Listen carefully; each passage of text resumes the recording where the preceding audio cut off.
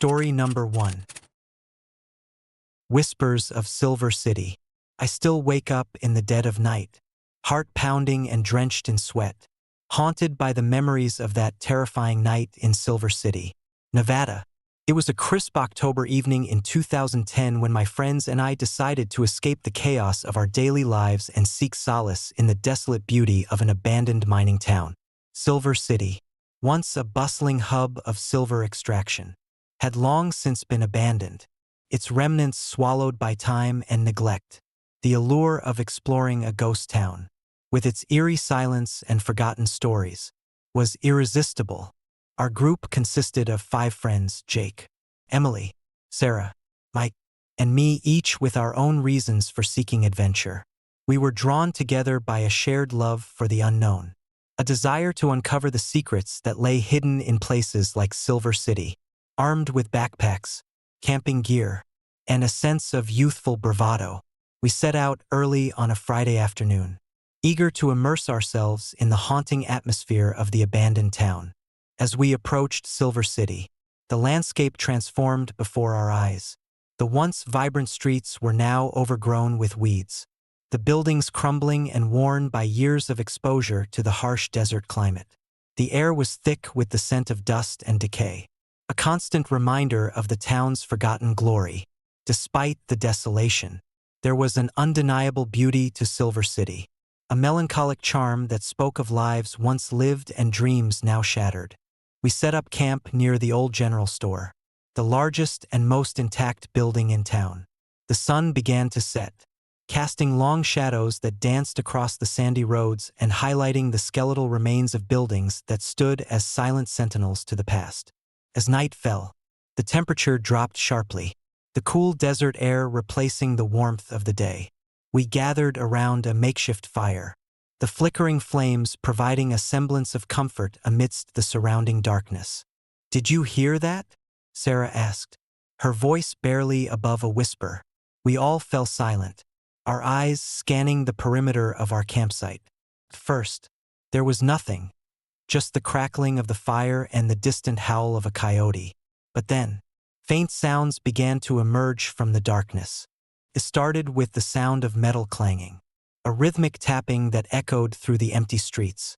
We exchanged uneasy glances, the jovial atmosphere of the evening dissipating into tension. "Probably just some stray animal," Jake suggested, trying to mask his own unease. But it wasn't an animal. The clanging grew louder, more deliberate, followed by a series of high-pitched screams that sent chills down our spines. The sounds seemed to emanate from all directions, bouncing off the decaying buildings and amplifying the sense of dread that enveloped us. "We should check it out," Mike said, his adventurous spirit momentarily overcoming his fear. "Maybe there's something interesting happening." Reluctantly, we agreed to investigate, grabbing our flashlights and cameras. As we approached the source of the sounds, the air grew colder, the shadows deepening around us. The clanging and screaming intensified, making it clear that something unnatural was unfolding in the heart of Silver City. We followed the noises to the old jailhouse, a foreboding structure that had housed some of the most notorious criminals in the town's history. The heavy iron doors stood ajar, creaking ominously as a cold breeze swept through the corridor. My heart raced as we stepped inside, the flashlight beams cutting through the darkness, revealing the ghostly remnants of a bygone era. The jailhouse was a labyrinth of narrow corridors and empty cells, each one telling a story of confinement and despair. As we ventured deeper, the sounds grew louder, the clanging of metal doors and the anguished cries of the past echoing through the halls. It was as if the very walls were alive, pulsing with the pain and suffering of those who had been imprisoned here. We reached cell 14D, a place infamous for housing Lavinia Fisher, the first documented female serial killer in America. Her name alone sent shivers down our spines, the legends surrounding her brutality adding an extra layer of fear to the already oppressive atmosphere. The door to her cell was locked, but a faint, eerie glow emanated from within, casting long shadows across the room. As we stood there, mesmerized by the flickering light, the temperature in the cell plummeted, our breath visible in the frigid air. Suddenly, the door swung open violently, the sound echoing through the corridor. We froze, our eyes darting towards the entrance. But there was no one there, only the cold, empty space of the cell. "Let's get out of here," Emily urged, her voice trembling with fear. We backed away, but before we could leave, a soft, metallic tapping began at the far end of the hall. The sound was rhythmic, almost deliberate, as if someone or something was trying to communicate with us. "We need to leave now," Jake insisted, grabbing Sarah's arm and pulling her towards the exit. But as we turned to go, the hallway seemed to stretch infinitely, the walls closing in around us. The clanging and screaming returned with renewed intensity, the sounds now accompanied by the unmistakable sensation of being watched. Panic set in as we realized we were trapped. The town of Silver City revealing its true, malevolent nature, the shadows seemed to move of their own accord, swirling around us and obscuring our vision. We stumbled through the corridors, desperate to find a way out, but the town's layout seemed to shift and change, preventing our escape. In the midst of our frantic search, we came across an old, dust-covered piano in a deserted lounge. The keys moved on their own, playing a haunting melody that filled the room with sorrow and despair. The music was both beautiful and terrifying, the notes resonating with the pain of the past. As we approached the piano, the temperature dropped even further, the air thick with an oppressive chill. We could hear the faint sound of footsteps approaching, the heavy thud of boots against the floor echoing through the empty lounge.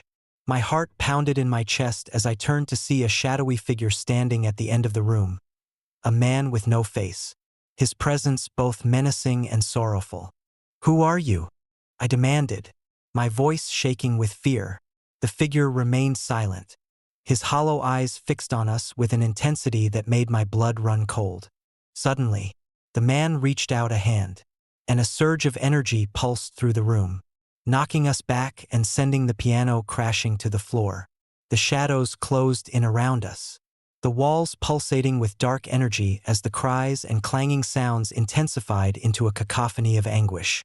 Desperate to escape, we made a final attempt to flee, running towards the entrance with every ounce of strength we had left.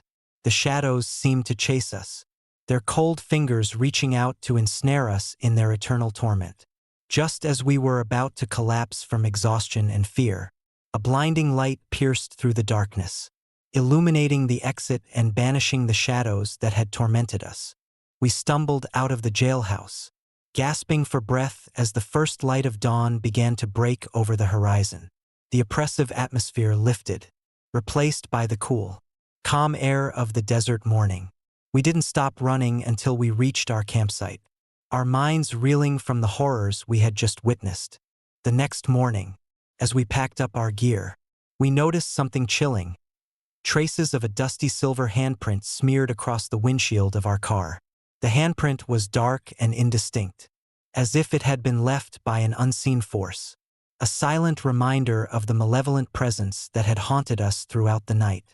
"We need to leave Silver City and never come back," Sarah said, her voice barely above a whisper.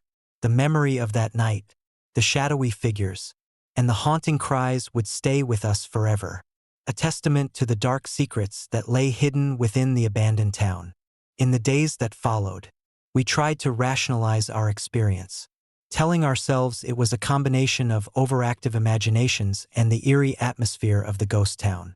But deep down, we knew the truth. We had encountered something beyond our understanding, a restless spirit bound to Silver City by the pain and suffering of the past. Years have passed since that fateful night, but the memory remains vivid, a constant reminder of the thin veil between our world and the supernatural. I often find myself drawn back to stories of haunted places, the whispers of the past echoing through my thoughts, urging me to respect the boundaries that hold the shadows at bay. Sometimes, when the desert wind is just right and the night is particularly quiet, I swear I can hear the faint echoes of metal clanging and sorrowful cries, a haunting reminder that some places are better left undisturbed. The silver handprint on my car remains a ghostly memento, a silent testament to the horrors that lurk in the shadows of Silver City, Nevada. If you ever find yourself venturing into the desolate roads of an abandoned town or exploring the forgotten corners of history, heed my warning. Respect the stories whispered among the shadows. Honor the lives that were lost. And beware the restless spirits that linger in the darkness. For in the heart of those haunted places, the echoes never truly fade, and the shadows watch, ever vigilant, ready to claim those who dare to uncover their haunting secrets. Story number 2. Shadows of Jerome. I still wake up in the dead of night, heart racing and drenched in sweat, haunted by the memories of that frigid winter night in Jerome, Arizona. It was December 2012, a time when the town's reputation as the ghost town of America was more than just a local legend. It was a chilling reality that I had only begun to understand. Jerome had always fascinated me. Nestled on the rugged cliffs overlooking the Verde Valley, this former mining town stood as a testament to a bygone era. Once bustling with miners and their families, the population had dwindled as the mines shut down, leaving behind a skeleton of buildings now crumbling and overtaken by nature. The allure of exploring such a place, with its eerie silence and storied past, was irresistible to me. Armed with my camera, a sturdy pair of boots, and an insatiable curiosity, I decided to spend a weekend uncovering the secrets that lay hidden within Jerome's deserted streets. I arrived on a chilly Friday afternoon, the sun dipping low on the horizon and casting long shadows that danced across the abandoned storefronts and broken windows. The air was thick with the scent of dust and decay, a constant reminder of the town's forgotten glory. As I walked down Main Street, the remnants of once thriving businesses stood silent, their facades marred by time and neglect. Each step echoed through the empty streets, the sound amplified by the oppressive silence that enveloped Jerome. That evening, I checked into the old Jerome Grand Hotel, this grandeur now faded, the once elegant lobby now a ghostly remnant of its past splendor. The staff had long since left, leaving behind an unsettling stillness that made the hairs on the back of my neck stand on end. I unpacked my gear and decided to take a walk, eager to capture the haunting beauty of the town under the cloak of night. As darkness fully settled in, the temperature dropped sharply, the cold seeping into my bones despite the layers of clothing I wore. I made my way to the old mining site, the heart of Jerome's troubled past. The area was surrounded by overgrown vegetation, the remnants of mining equipment scattered like relics of a lost civilization. The moon cast an ethereal glow, illuminating the desolate landscape and creating an otherworldly atmosphere that sent shivers down my spine. About halfway through my exploration, I noticed a figure standing at the edge of the clearing, a man wearing a wide-brimmed hat, his back to me as he stared out into the darkness. Intrigued and slightly unnerved, I approached cautiously, my camera at the ready. "Hello," I called out softly, trying not to startle him. He didn't respond. Instead, he continued to stand motionless, his presence almost blending into the shadows. I took a few steps closer, the crunch of gravel under my boots the only sound breaking the silence. "Are you okay?" I asked, my voice barely audible over the whispering wind. Still, there was no response, just the cold night air and the distant howl of a coyote. Feeling a mix of curiosity and apprehension, I decided to give him some space and continue my exploration. But as I turned to leave, I felt a sudden drop in temperature, the air growing inexplicably colder. My breath became visible in the frigid air, and a sense of unease settled over me. I glanced back in the direction of the man, only to see that he had vanished without a trace. Confused, I scanned the area, but there was no sign of him, no footprints, no disturbance in the overgrown grass. It was as if he had simply dissolved into the night, shaking off the strange encounter. I continued my walk, the image of the hated man lingering in my mind. Later that night, back at the hotel, I settled into my room, reviewing the photos I had taken. Most were hauntingly beautiful, capturing the desolate beauty of Jerome. But one in particular caught my eye, a blurred image of the man in the hat, his face obscured by shadows. I felt a chill run down my spine as I stared at the photo, the sense of being watched intensifying. Unable to shake the feeling, I decided to do some research on Jerome's history. I discovered that the town had a dark past, marked by labor disputes, violent confrontations, and untimely deaths. Legends spoke of restless spirits wandering the streets, unable to find peace after meeting tragic ends. The story of the man in the hat seemed to align with these tales, a spectral presence forever bound to the town's troubled legacy. As midnight approached, the temperature in my room dropped further, the chill seeping through the thin walls. I heard it, a soft, rhythmic knocking sound, like someone gently tapping on the window. My heart raced as I approached the window, the eerie stillness of Jerome pressing in around me. Peering outside, I saw nothing but the moonlit landscape and the shadows dancing in the night. Then, I heard it again, a faint, sorrowful knocking, louder this time, emanating from the direction of the old mining site. My pulse quickened as I realized it was coming from outside my window. Gathering my courage, I grabbed my flashlight and made my way to the window, shining the beam out into the darkness. To my horror, I saw the man in the hat standing on the edge of the mining site, his back to me once more. "Why are you haunting this place?" I whispered, my voice trembling with fear. He didn't respond. Instead, he slowly turned around, his face still hidden in the shadows of his hat. As he lifted his head, I caught a glimpse of hollow eyes staring back at me, filled with a sorrow that transcended time. Without warning, he reached out a hand towards me, his fingers brushing the glass with a cold touch that sent shivers down my spine. The knocking stopped abruptly, replaced by an oppressive silence that pressed down on me like a physical force. I stumbled back, the flashlight slipping from my grasp and shattering on the floor. Heart pounding, I backed away from the window, my mind racing to comprehend the impossible sight before me. The rest of the night passed in a blur of fear and anxiety, the memory of the man in the hat etched into my mind like a permanent scar. Couldn't sleep, the echoes of his presence lingering in every corner of the hotel room. As dawn broke, the oppressive chill lifted, replaced by the warm rays of the morning sun that seemed to chase away the shadows of the night. Determined to leave Jerome and its haunted legacy behind, I packed up my gear and headed back home. The memory of that night, a constant reminder of the thin veil between our world and the supernatural.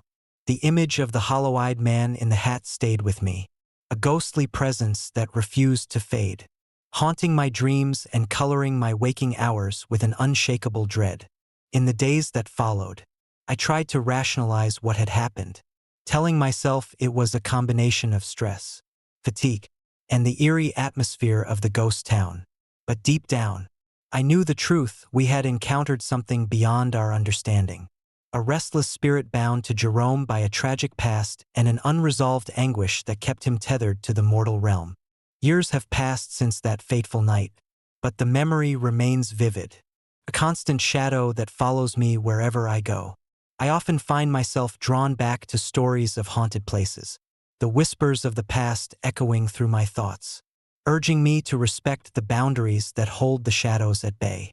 But I heed the warning of that night, understanding that some places hold secrets better left undisturbed, their echoes lingering long after the physical structures have crumbled. Sometimes, when the night is particularly quiet and the wind carries the faintest hint of sorrowful whispers, I swear I can hear the distant knocking and see the faint outline of a man in a hat, forever bound to the desolate streets of Jerome, Arizona. The whispers of the past continue to resonate within me, urging me to remember, to honor the lives that were lost, and to respect the boundaries between our world and the supernatural. If you ever find yourself wandering the deserted streets of an abandoned town or exploring the forgotten corners of history, heed my warning. Respect the stories whispered among the shadows. Honor the lives that were lost, and beware the restless spirits that linger in the darkness. For in the heart of those haunted places, the echoes never truly fade, and the shadows watch, ever vigilant, ready to claim those who dare to uncover their haunting secrets. Story number 3. Whispers from Rhyolite. I still wake up in the dead of night, heart pounding and drenched in sweat, haunted by the memories of that chilling night in Rhyolite, Nevada. It was a frigid December evening in 2015, the kind where the biting cold seeps into every fiber of your being and the shadows stretch long and menacing across the desolate landscape. Little did I know, venturing into the abandoned mines of Rhyolite would blur the lines between reality and the supernatural, leaving me with a fear that still grips me to this day. Rhyolite had always fascinated me. Once a booming mining town in the early 20th century, it had fallen into ruin almost as quickly as it had risen. The remnants of its past, crumbling buildings, rusted mining equipment, and overgrown streets, stood as silent sentinels to a time of prosperity and sudden abandonment. The allure of exploring such a place, with its eerie silence and haunting beauty, was irresistible. Armed with my camera, a sturdy pair of boots, and an insatiable curiosity, I decided to spend a weekend uncovering the secrets that lay hidden within Rhyolite's deserted streets. I arrived in Rhyolite on a Thursday afternoon, the sun beginning its descent behind the distant mountains, casting long shadows that danced across the sandy roads. The air was thick with the scent of dust and decay, a constant reminder of the town's forgotten glory. As I walked down the main street, the remnants of once thriving businesses stood silent, their facades marred by time and neglect. Each step echoed through the empty streets, the sound amplified by the oppressive silence that enveloped Rhyolite. That evening, I decided to explore the old mining site, the heart of Rhyolite's troubled past. The area was surrounded by rugged terrain, the remnants of mining operations scattered like relics of a lost civilization. The sky was a deep indigo, studded with stars that seemed impossibly bright against the dark expanse. As night fully settled in, the temperature dropped sharply, the cold seeping into my bones despite the layers of clothing I wore. I set up my equipment near the entrance of one of the main mines. The heavy metal doors rusted and creaking in protest as I pushed them open. The air inside was cold and damp, the walls slick with moisture and the remnants of long-abandoned mining tools scattered across the ground. I began my documentation, adjusting the settings on my camera to capture the haunting beauty of the underground tunnels. The beam of my flashlight cut through the darkness, revealing endless corridors that seemed to stretch into infinity. Minutes into my exploration, I heard a faint, sorrowful moaning that seemed to echo through the tunnels like a ghostly lament. My heart raced as I strained to listen over the persistent drip of water from a leaking pipe. The moaning grew louder, more distinct, filling the underground corridors with an oppressive sadness that made my skin crawl. I tried to rationalize it, attributing the sound to the wind or the settling of the old mine. But the feeling of unease was undeniable.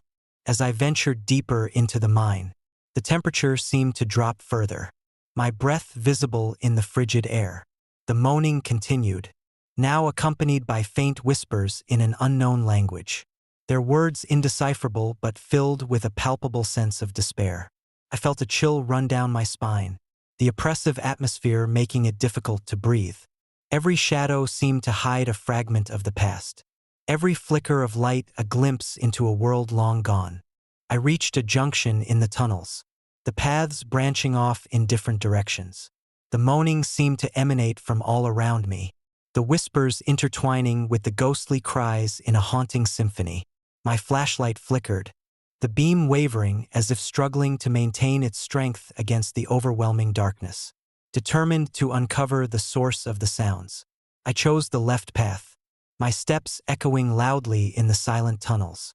As I walked, the whispers grew louder, their haunting melody guiding me deeper into the heart of the mine. The walls around me seemed to pulse with a dark energy, the very air thick with sorrow and pain. I felt a presence, an unseen force watching my every move. making it difficult to shake off the feeling of being followed. My heart pounded in my chest as I quickened my pace, the moaning now a relentless echo that seemed to follow me wherever I went. Suddenly, I stumbled upon a small chamber, the walls adorned with strange symbols and remnants of old mining equipment. In the center stood an old, broken-down piano, its keys yellowed and chipped from years of neglect. The room was empty, save for the piano, yet the sound of soft, melancholic music filled the air, the notes hauntingly beautiful yet filled with an underlying sorrow. I approached the instrument, my fingers itching to capture the eerie melody on film. As I reached out to touch the piano keys, the room grew colder, the air thick with an oppressive weight that made it difficult to breathe. The moaning and whispers seemed to converge around me, creating a vortex of sorrow and despair that pulled me towards the piano.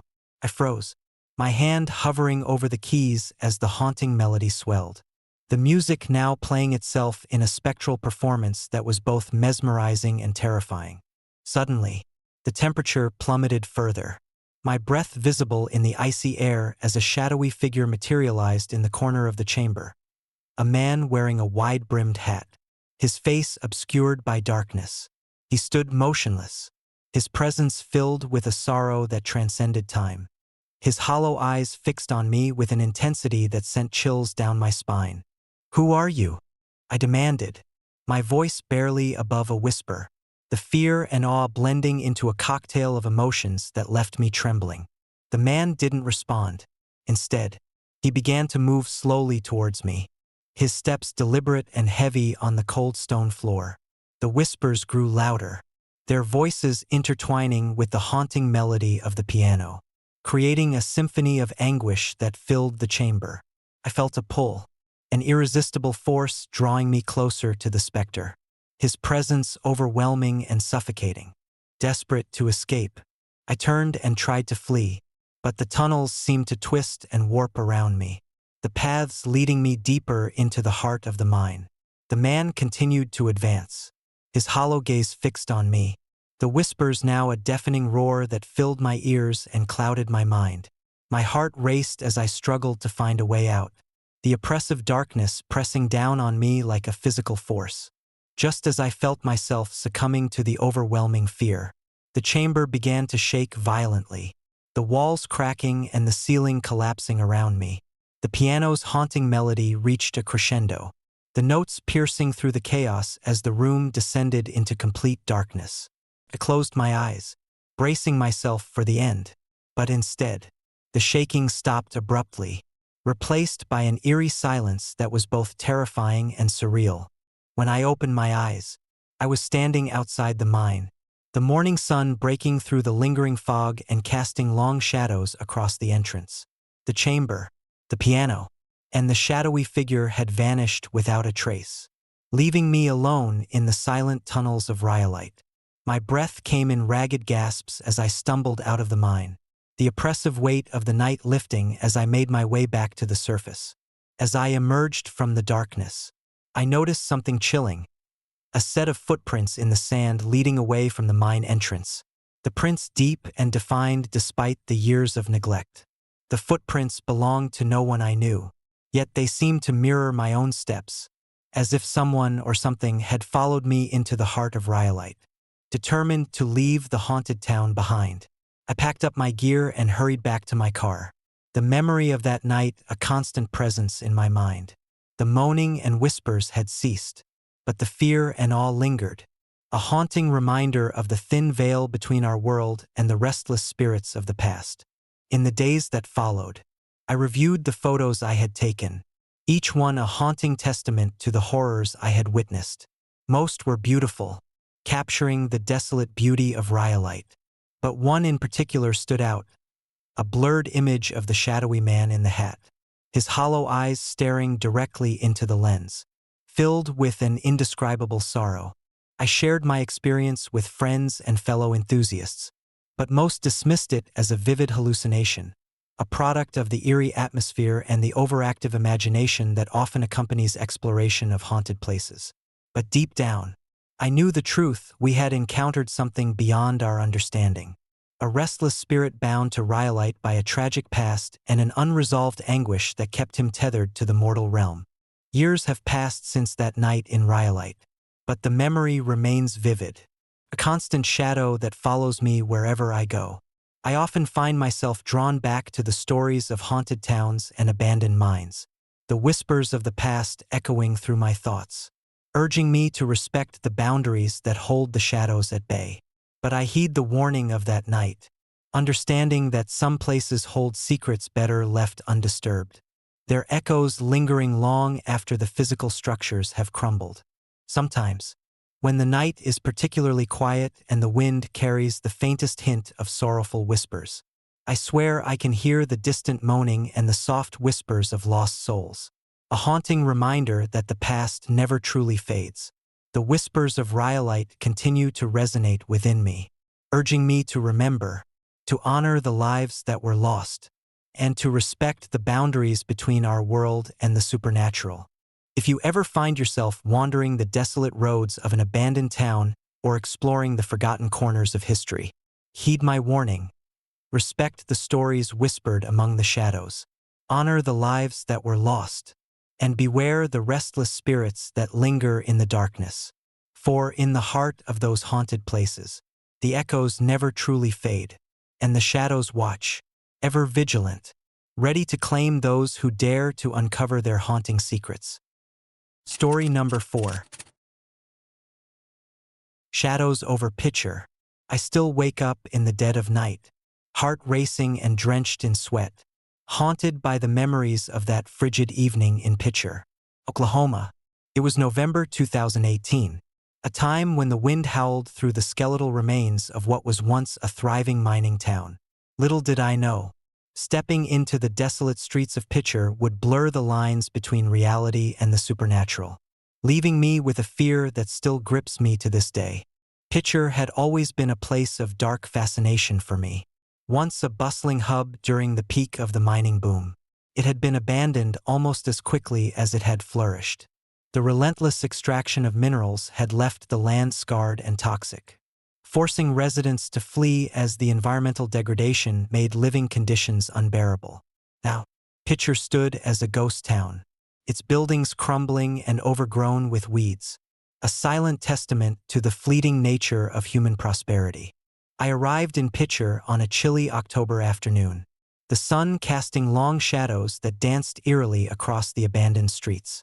Armed with my camera, a sturdy pair of boots, and an insatiable curiosity, I was determined to capture the haunting beauty of this forgotten town. My mission was twofold: document the remnants of Pitcher's once thriving community and uncover the truth behind the town's infamous ghost stories, particularly the legend of the woman in black. As I wandered through the hollow streets, the oppressive silence was only broken by the occasional creak of a dilapidated sign swaying in the wind. Each building I passed told a story of sudden abandonment: shops with shattered windows, homes with doors hanging off their hinges, and the remnants of a town that had once been full of life. The air was thick with the scent of decay and rust, a constant reminder of the environmental catastrophe that had led to Pitcher's downfall. My first stop was the old general store, its facade marred by years of neglect. I pushed open the heavy door, which groaned in protest, and stepped inside.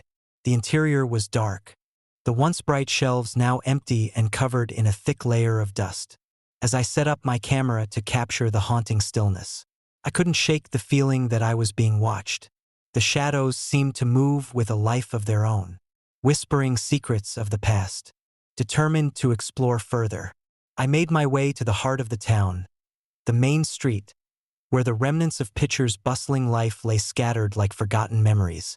It was here that I first heard the faint sound of footsteps echoing through the night. My heart skipped a beat as I glanced around, trying to locate the source of the noise, but there was no one in sight. Only the empty streets and the oppressive darkness that enveloped the town.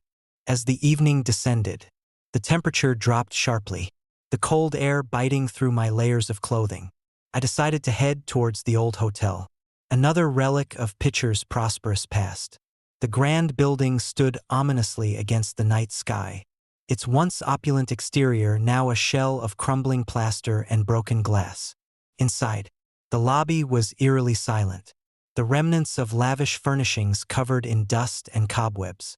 I set up my camera in the center of the lobby, adjusting the settings to capture the ghostly ambience. As I began to take photos, I felt a chill run down my spine, the temperature dropping even further. It was then that I saw her, a woman in a flowing black dress, her presence almost ethereal against the backdrop of the decaying hotel.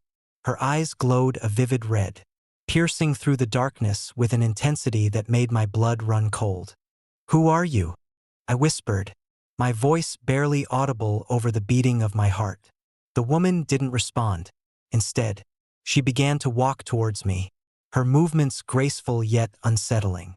As she drew closer, the room seemed to grow colder, the air thick with an oppressive sorrow that weighed heavily on my chest. I reached out to speak, but before I could form a coherent sentence, the woman vanished, leaving behind a lingering sense of dread. My breath quickened, the fear of the unknown gripping me tightly. I reviewed the photos on my camera, expecting to see her image, but there was nothing there, only the empty lobby captured in time. Yet, the feeling of being watched persisted, a constant reminder of her fleeting presence. Determined to uncover the truth, I delved deeper into Pitcher's history. I discovered that the woman in black was said to be the restless spirit of a miner's wife who had lost her husband and child to the toxic environment that had doomed the town. Her tragic story was a common thread in the ghostly tales that surrounded Pitcher, a symbol of the suffering and loss that had plagued the community. As midnight approached, I decided to explore the old mine entrance on the outskirts of town, the source of the environmental disaster that had led to Pitcher's abandonment. The mine stood as a dark maw against the night, its entrance hidden behind overgrown brush and debris. I approached cautiously, the beam of my flashlight cutting through the darkness as I navigated the treacherous path. Inside, the mine was a labyrinth of tunnels and caverns, the walls slick with moisture and the remnants of mining equipment scattered like relics of a forgotten era. The deeper I ventured, the more the oppressive atmosphere seemed to close in around me, the silence broken only by the distant sound of dripping water and the faint echo of my footsteps. As I ventured deeper into the mine, the temperature plummeted, my breath visible in the frigid air. It was then that I heard it, a faint, sorrowful moaning that seemed to echo through the tunnels like a ghostly lament. My heart raced as I followed the sound, the whispers of the past guiding me further into the darkness. Suddenly, the tunnel opened into a vast cavern, the walls adorned with strange symbols and the remnants of a makeshift shrine. In the center stood a figure cloaked in black, her eyes glowing red as she gazed into the abyss. It was the woman in black, her presence overwhelming and suffocating. "Why are you here?" I demanded, my voice trembling with fear and desperation. She didn't respond, her hollow gaze fixed on me with an intensity that pierced through my very soul. The air around me grew thick with sorrow and anger, the whispers of lost souls swirling around me like a tempest. I felt an invisible force pressing down on me, making it difficult to breathe. As the shadows seemed to close in, threatening to consume me, desperate to escape, I turned to flee, but the tunnels seemed to twist and warp, preventing my escape. The woman in black advanced, her form becoming more defined with each step, the shadows dancing around her like dark flames. "Remember us," she whispered, her voice a haunting melody that echoed through the cavern. "Honor our suffering." I reached out to her, trying to understand her plea, but before I could speak, the cavern began to shake violently, the walls cracking and the ground beneath me giving way. I stumbled, the force of the collapse sending me tumbling through the darkness. My vision blurred by dust and debris. Panic surged through me as I struggled to regain my footing, the oppressive darkness pressing in around me. In a final, desperate act, I grabbed my camera and snapped a photo, the image capturing the essence of the woman in black and the torment that bound her to this forsaken place. The tunnel erupted into chaos, the echoes of suffering souls filling the air as I fought to escape the collapsing mine. With sheer determination, I made my way back through the tunnels, the shadows receding as the oppressive force lifted, replaced by the familiar sights of the abandoned town. Breathless and shaken, I emerged from the mine, the first light of dawn breaking over the horizon and casting long shadows across the desolate landscape. The oppressive atmosphere of the night lifted, replaced by the cool morning air that seemed to cleanse the remnants of fear from my lungs. I looked back at the mine entrance, the darkness now a distant memory as the sun illuminated the ruins of Pitcher. The experience left an indelible mark on my soul, a haunting reminder of the thin veil between our world and the restless spirits of the past. The photos I had taken were proof of the supernatural encounter, each one a chilling testament to the woman in black and the suffering that had bound her to Pitcher. Yet, the images were captured in a fleeting moment, the presence of the ghostly woman barely discernible in the shadows, leaving me with more questions than answers. In the days that followed, I shared my story with friends and fellow enthusiasts, but most dismissed it as a vivid hallucination, a product of the eerie atmosphere and my overactive imagination. But deep down, I knew the truth. Pitcher was a place where the past refused to stay buried, where the restless spirit of the woman in black continued to wander the desolate streets, forever bound by her own tragedy and the environmental disaster that had doomed the town. Years have passed since that night in Pitcher, but the memory remains vivid, a constant shadow that follows me wherever I go. I often find myself drawn back to the stories of haunted towns and abandoned places, the whispers of the past echoing through my thoughts, urging me to respect the boundaries that hold the shadows at bay. But I heed the warning of that night, understanding that some places hold secrets better left undisturbed, their echoes lingering long after the physical structures have crumbled. Sometimes, when the night is particularly quiet and the wind carries the faintest hint of sorrowful whispers, I swear I can hear the distant moaning and see the faint outline of a woman in black, her eyes glowing red like embers in the darkness. The whispers of Pitcher continue to resonate within me, urging me to remember, to honor the lives that were lost, and to respect the boundaries between our world and the supernatural. If you ever find yourself wandering the desolate streets of an abandoned town or exploring the forgotten corners of history, heed my warning. Respect the stories whispered among the shadows. Honor the lives that were lost, and beware the restless spirits that linger in the darkness. For in the heart of those haunted places, the echoes never truly fade, and the shadows watch, ever vigilant, ready to claim those who dare to uncover their haunting secrets. Story number 5. Whispers from the Burning Woods. I still wake up in the dead of night, heart pounding and drenched in sweat, haunted by the memories of that harrowing night in Centralia, Pennsylvania. It was a chilly October evening in 2015. The kind where the crisp air carries a biting chill and the shadows of the towering pines stretch long and menacing across the scorched earth. Little did I know, venturing into those forsaken woods would blur the lines between reality and the supernatural, leaving me with a fear that still grips me to this day. Centralia had always been a place of eerie fascination. The town, once bustling with miners and their families, had been abandoned decades ago after a coal mine fire ignited in 1962. The flames burned uncontrollably underground, forcing the residents to flee as the landscape transformed into a barren wasteland of cracked asphalt roads, twisted metal, and creeping vines. Nature had slowly begun to reclaim the land, the remnants of the town swallowed by the relentless march of time and fire. As a freelance photographer with a penchant for capturing the forgotten and the forlorn, Centralia was the perfect subject for my next project. Armed with my camera, a sturdy pair of boots, and an insatiable curiosity, I set out to document the ghostly remains of the town and the haunting beauty of its abandoned structures. The stories of restless spirits and unexplained phenomena whispered through the town's history only deepened my resolve to uncover the truth behind the legends. I arrived in Centralia just as the sun began to set, painting the sky in hues of orange and purple that seemed almost surreal against the backdrop of the charred landscape.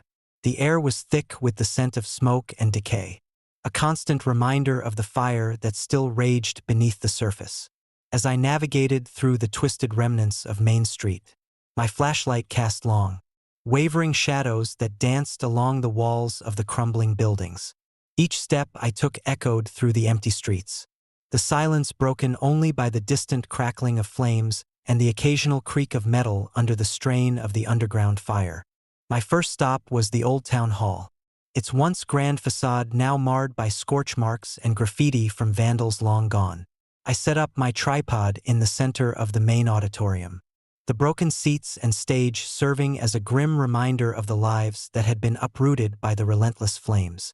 As I began snapping photos, I couldn't shake the feeling that I was being watched, the oppressive stillness of the town pressing down on me like a physical force. As darkness fully settled in, I decided to venture deeper into the woods that surrounded Centralia. The trees loomed overhead, their branches twisted and gnarled like skeletal fingers reaching out to the heavens. The ground beneath my feet was uneven, the charred remains of buildings and roads barely visible through the dense underbrush. The only light came from my flashlight, its beam cutting through the thick darkness as I made my way towards the heart of the forest. It was then that I heard it, a faint whisper, barely audible over the crackling of the distant flames. I paused, straining to hear over the eerie silence. The whispering grew slightly louder, a soft, sorrowful murmur that seemed to call my name. Michael! Michael! My heart raced as I realized the voice was unmistakably calling me. I spun around, flashlight sweeping the dense woods, but saw nothing, no one in sight, just the shadows dancing in the flickering light. Shaking off the unease, I pressed on, my curiosity outweighing my fear. The whispering continued, now more insistent, echoing through the trees like a ghostly lament. Michael, come closer. It was as if the woods themselves were reaching out, urging me to follow the voice deeper into the darkness. I followed the sound, my footsteps muffled by the thick carpet of fallen leaves and ash that covered the ground. The whispers guided me towards a clearing, the heart of the forest where the remnants of the old jail stood, a grim monument to the town's violent past. The Centralia State Penitentiary, once a place of confinement and punishment, now lay in ruins, its dark history etched into every charred brick and twisted metal beam.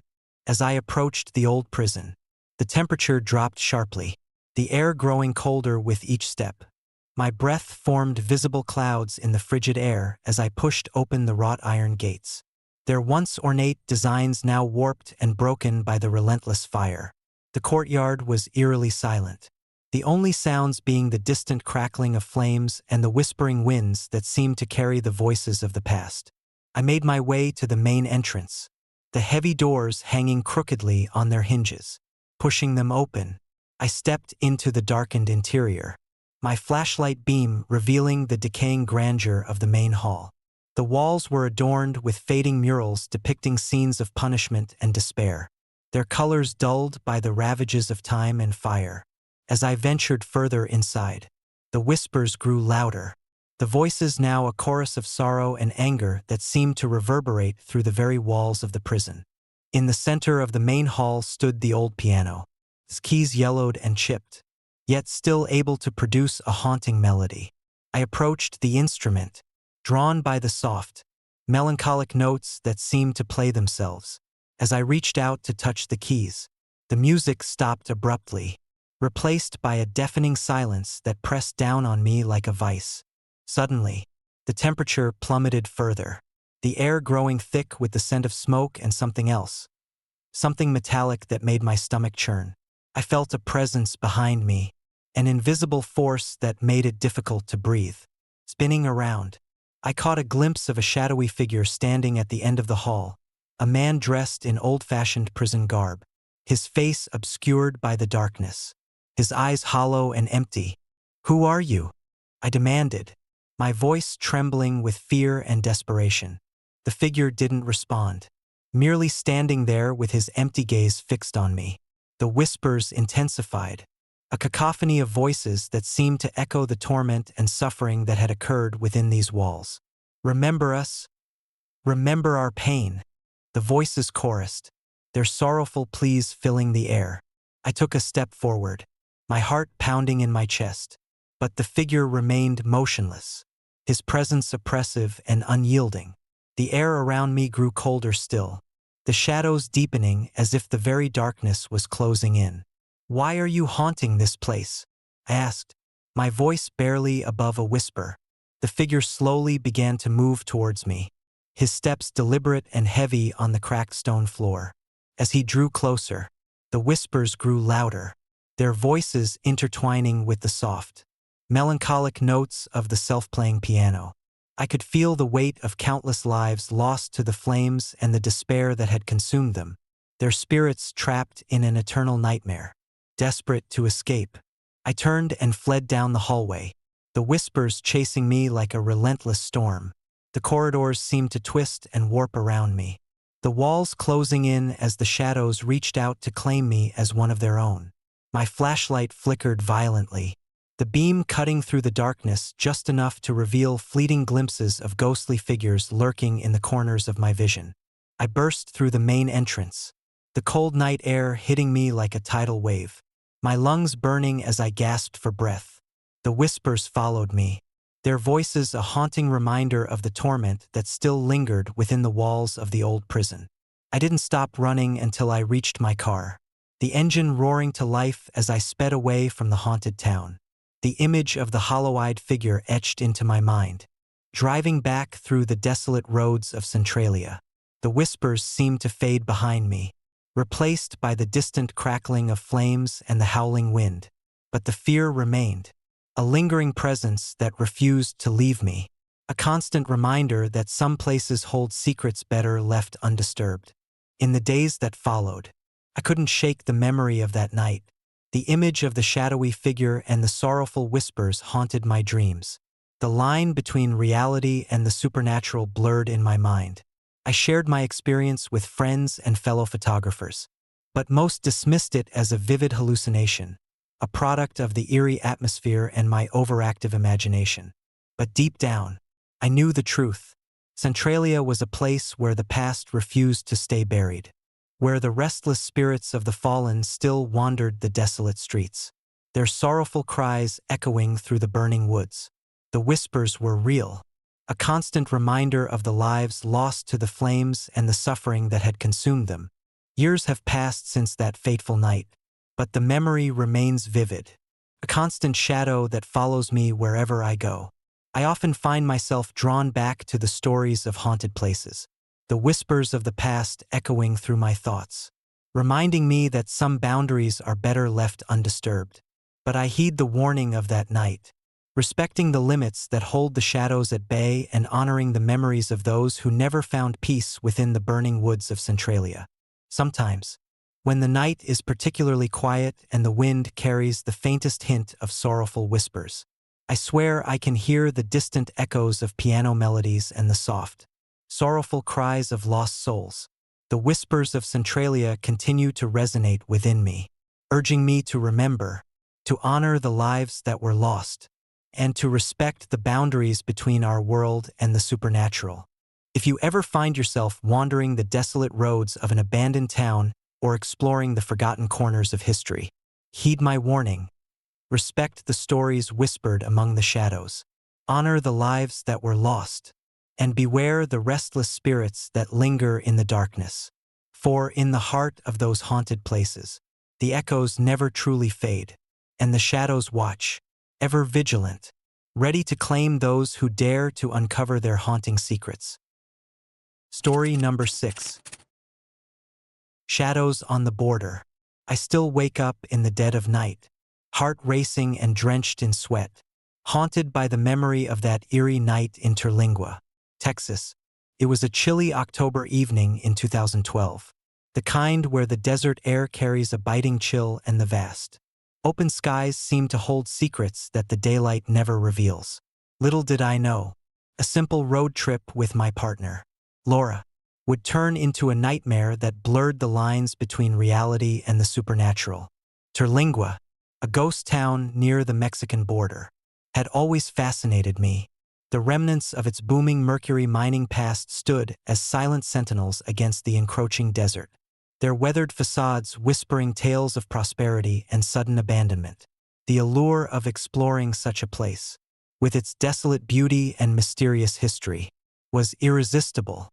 Laura shared my fascination, and together, we planned a weekend getaway to uncover the secrets that lay hidden within the abandoned streets. We arrived in Terlingua just as the sun began to set, casting long shadows that danced across the sandy roads.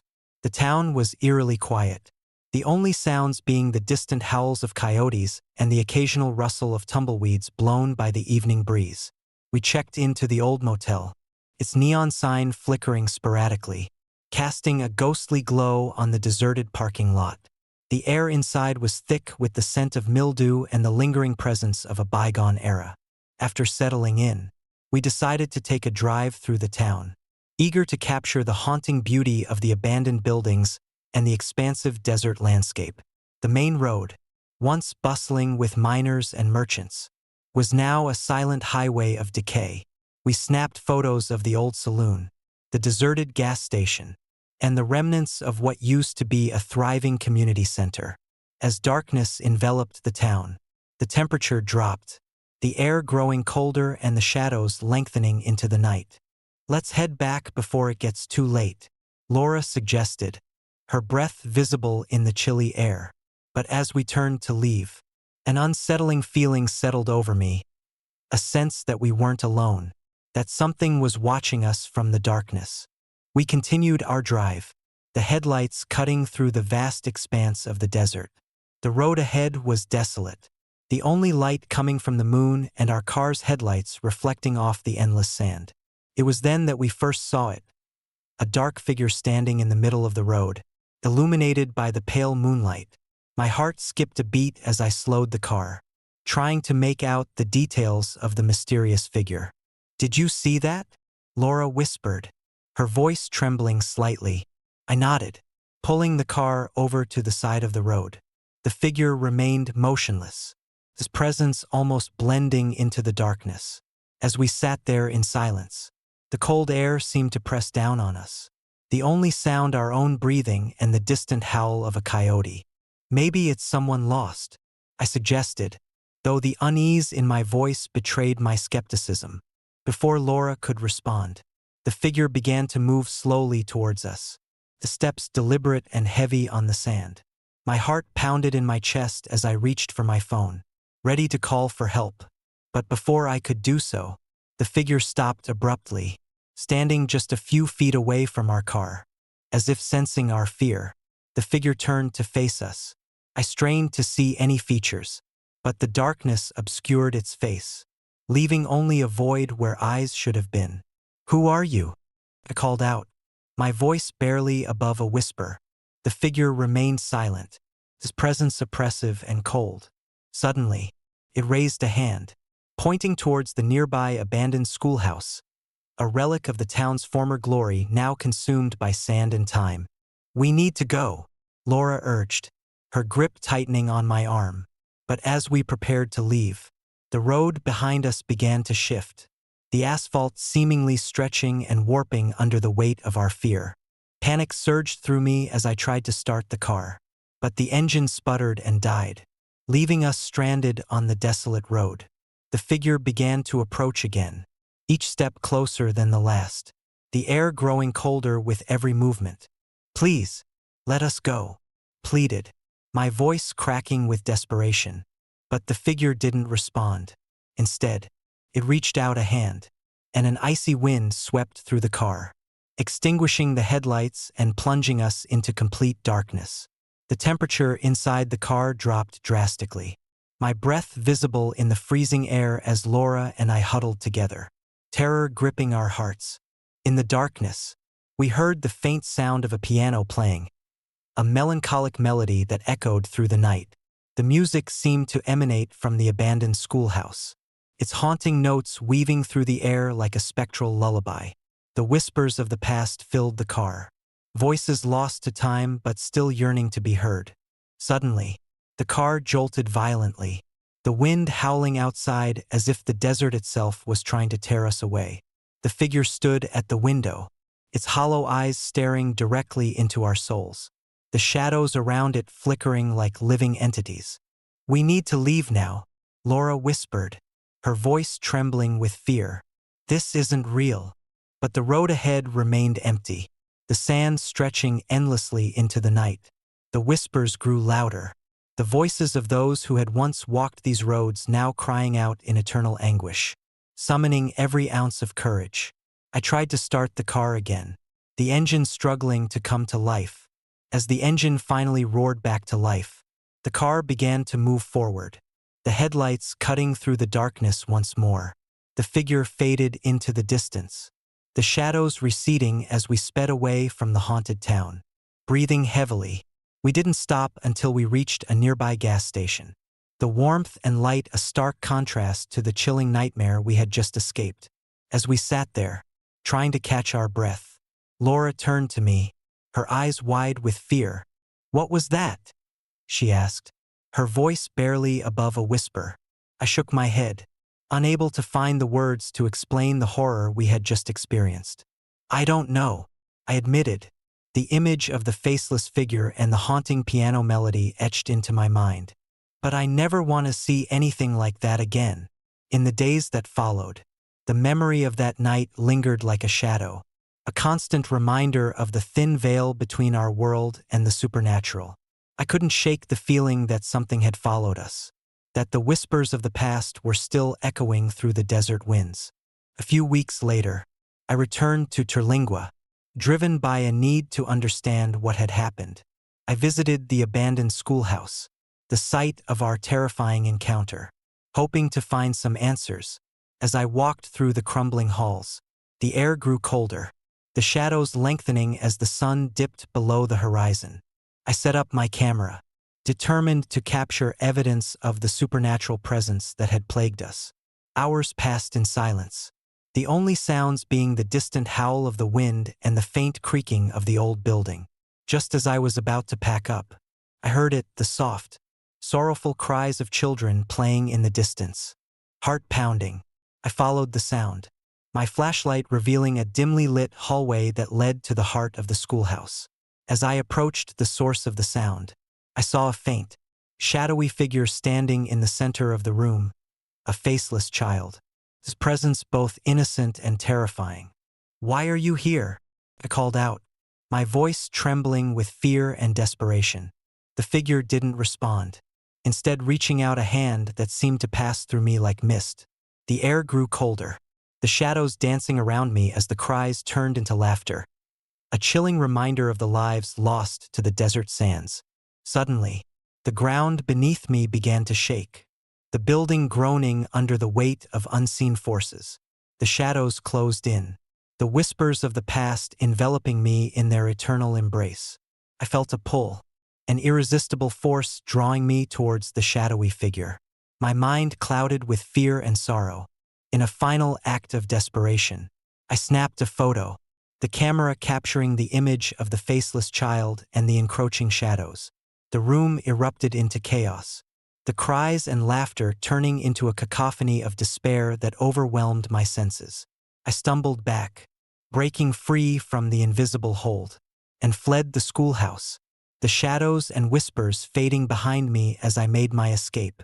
As I drove away from Terlingua, the sun rising over the desert horizon, I couldn't shake the image of the faceless figures and the haunting melodies that had plagued us. The thin veil between our world and the supernatural had been breached, leaving us with a lingering fear that some places hold secrets better left undisturbed. Years have passed since that night, but the memory remains vivid, a constant reminder of the thin line between curiosity and recklessness. I often find myself drawn back to the stories of haunted towns and abandoned places, the whispers of the past echoing through my thoughts, urging me to remember and respect the boundaries that hold the shadows at bay. Sometimes, when the desert wind is just right and the moon casts long shadows across the sand, I swear I can hear the faint sound of piano melodies and the distant laughter of children, a haunting reminder that the past never truly fades. The whispers of Terlingua continue to resonate within me, urging me to honor the lives that were lost and to respect the boundaries between our world and the supernatural. If you ever find yourself wandering the desolate roads of a forgotten town or exploring the abandoned corners of history, heed my warning. Respect the stories whispered among the shadows. Honor the lives that were lost. And beware the restless spirits that linger in the darkness. For in the heart of those haunted places, the echoes never truly fade, and the shadows watch, ever vigilant, ready to claim those who dare to uncover their haunting secrets. Story number 7. Whispers of Bodhi. I still wake up in the dead of night, heart pounding and drenched in sweat, haunted by the memories of that fateful visit to Bodhi, California. It was a crisp October evening in 2002, the kind where the air carries a biting chill and the shadows stretch long and menacing across the abandoned town. Little did I know, stepping into those forsaken streets would blur the lines between reality and the supernatural, leaving me with a fear that still grips me to this day. I had always been fascinated by ghost towns, places frozen in time where the echoes of the past lingered like a stubborn mist. Bodhi, once a thriving mining town during the gold rush, had long since been abandoned, its buildings crumbling and overgrown with ivy. The allure of exploring a place steeped in history and mystery was irresistible.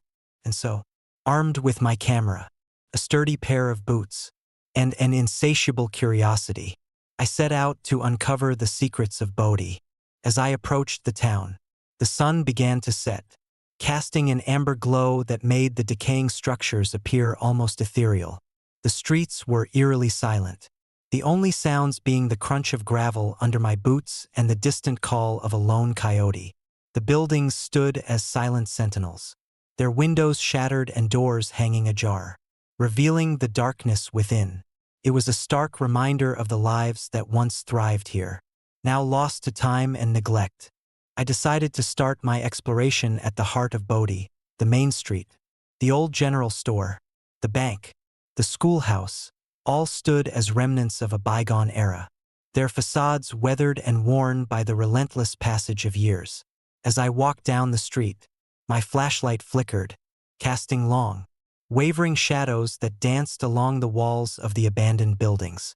The atmosphere was thick with an oppressive stillness, a feeling that something was watching me from the darkness. About halfway down the main street, I came across the old jailhouse, its heavy iron doors still intact despite the passage of time. The stories spoke of notorious criminals who met their end within these walls, their restless spirits forever bound to the place of their confinement. I couldn't resist the urge to peer inside, the promise of capturing evidence of the paranormal too tempting to ignore. As I approached the jailhouse, a sudden chill ran down my spine, the temperature dropping sharply despite the mild weather outside. I pushed open the door, the hinges groaning in protest, and stepped into the dimly lit cell block. My flashlight beam cut through the darkness, revealing rows of empty cells, their iron bars a stark contrast against the decaying walls. The silence was deafening, broken only by the faint sound of dripping water somewhere in the distance. I began to take photographs, my camera clicking steadily as I documented the eerie beauty of the place. It was then that I heard it, a faint, sorrowful crying that seemed to emanate from one of the cells.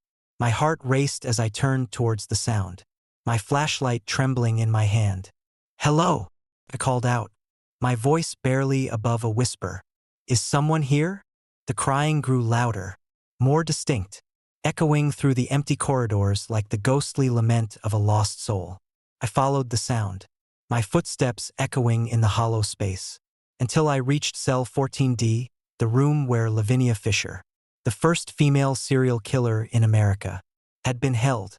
The legends spoke of her brutality, her unrelenting rage that had driven her to commit unspeakable acts within these walls. I approached the cell, my flashlight revealing nothing but darkness. The door was slightly ajar, a cold draft wafting out from within.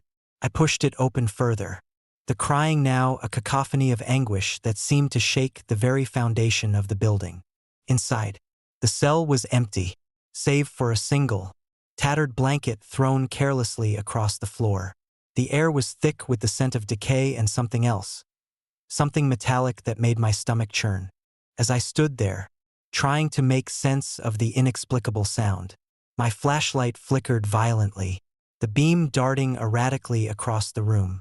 The crying ceased abruptly, replaced by an oppressive silence that pressed down on me like a physical weight. My heart pounded in my chest as I reached out to close the door, but before my fingers could touch the handle, a sudden gust of wind swept through the cell, extinguishing my flashlight and plunging me into darkness. Panic surged through me as I fumbled for my phone, the flashlight app providing a weak, flickering light. The room was cold, the air heavy with sorrow and despair. I could feel a presence, an unseen force pressing down on me, making it difficult to breathe. The silence was broken once more by the sound of chains dragging across the floor, a haunting reminder of the tormented souls that had once been confined here. Suddenly, the door slammed shut behind me, the sound echoing through the empty jailhouse like a death knell. I spun around, my phone's flashlight catching a glimpse of movement in the corner of the room. A shadowy figure stood there, tall and imposing, its form indistinct against the darkness. My breath caught in my throat as I realized it was Lavinia Fisher herself, her ghostly apparition a manifestation of the darkness that had consumed her in life. "Why are you here?" I demanded, my voice trembling with fear and desperation. She didn't respond, her hollow eyes fixed on me with an intensity that sent chills down my spine. Slowly, she began to move towards me, her presence growing more oppressive with each step. The temperature dropped further, my breath visible in the cold air as I tried to back away. But my legs felt like lead, rooted to the spot by an invisible force. "Please, leave," pleaded, my voice barely audible over the pounding of my heart. "I didn't mean to disturb you." Her ghostly form loomed over me, the chains from her cell clinking ominously as she moved.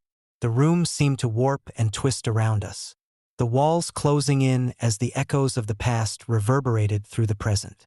The sorrowful cries of other lost souls filled the air, their anguish intertwining with Lavinia's own torment, creating a symphony of despair that was almost unbearable.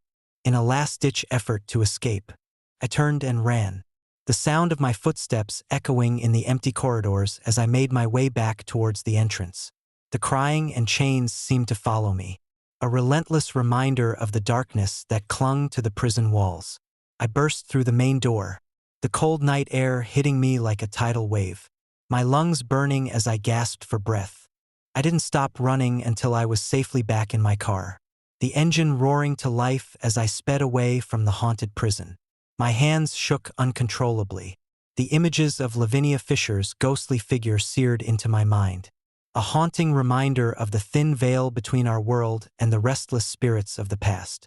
I never returned to Bodhi, the memory of that night a constant presence that shadowed my every step. In the days that followed, I tried to rationalize the experience, telling myself it was a combination of fear and the eerie atmosphere of the abandoned prison. But deep down, I knew the truth: we had encountered something beyond our understanding. A restless spirit bound to the penitentiary by her own madness and the pain of her final moments. Years have passed since that night in Bodhi, but the memory remains vivid, a constant reminder of the thin line between curiosity and recklessness. I often find myself drawn back to the stories of haunted places, the whispers of the past echoing through the shadows, reminding us that some boundaries are better left undisturbed.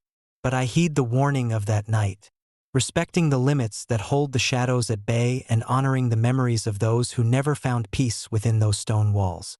Sometimes, when the night is particularly quiet and the wind carries the faintest hint of sorrowful cries, I swear I can hear the distant echoes of Lavinia's laughter and the haunting melodies of broken dreams. The whispers of Bodhi continue to resonate within me, urging me to remember, to honor the lives that were lost, and to respect the boundaries between our world and the supernatural. If you ever find yourself wandering the desolate streets of a forgotten town or exploring the abandoned corners of history, heed my warning. Respect the stories whispered among the shadows. Honor the lives that were lost. And beware the restless spirits that linger in the darkness. For in the heart of those haunted places, the echoes never truly fade, and the shadows watch, ever vigilant, ready to claim those who dare to uncover their haunting secrets.